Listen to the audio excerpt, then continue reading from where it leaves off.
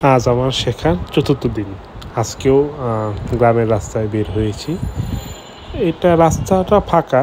ফাঁকা রাস্তা বলতে আসলে এখানে গাড়ির চাপ নেই, বাট হিউজ পরিমাণ রিক্সা, সাইকেল, মোটরসাইকেল আর বাংলাদেশের টেসলা ব্যাটারি।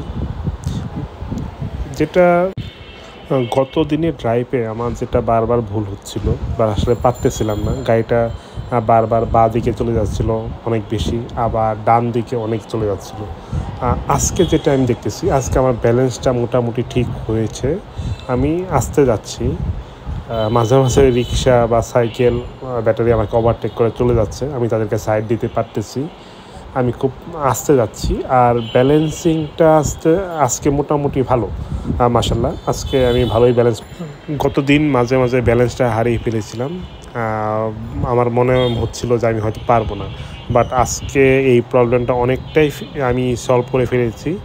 আপনারা ভিডিও দেখলে হয়তো বুঝতে পারবেন, গত দিনের মতো আজকে বা ডান দিকে বেশি যাচ্ছে না। আর গাড়ির গতি কম হলেও আমি মাশাল্লাহ সবাইকে সাইড দিয়ে এগিয়ে যেতে পারতেছি। কারণ গ্রামের রাস্তা যখন তখন মানুষ এসে পড়ে, গরু ছাগলও এসে পড়ে, তাই যতটা সম্ভব চোখ কান খোলা রেখে আমি আগাচ্ছি। গাড়ি চালানোটা আসলে প্যাডেল মারা না, সাইকেলের প্যাডেল মারা না। এটা আসলে ডানে বামে, সামনে পিছনে সব সময় মনিটরিং করতে হবে কি হচ্ছে, আমার সামনে কোন অবজেক্টটা আসবে, পিছনে কে আমাকে ওভারটেক করতেছে, তাকে কতটুকু সাইড দিতে হবে।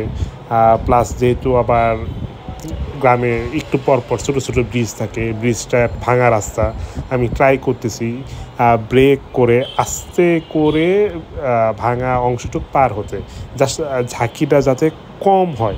এটা একটা মাঝে মাঝে আমি ফেল হচ্ছি, পারতেছি না, বাট আমি খুব ট্রাই করতেছি, কারণ এটা একটা ব্যালেন্সিং একটা ব্যাপার।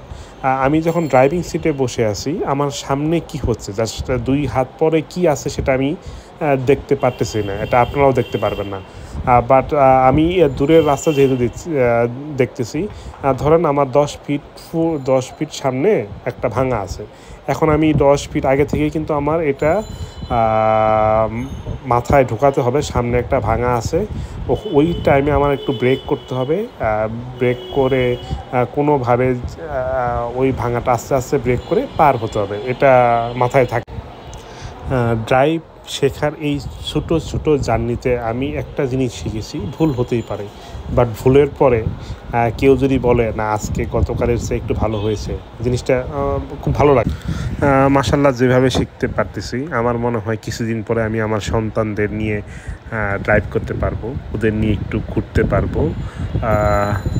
আমি যেটা শিখতেছি, যেটা হলো একটু আস্তে আস্তে, মানে প্রতিদিন প্র্যাকটিস করতে হবে।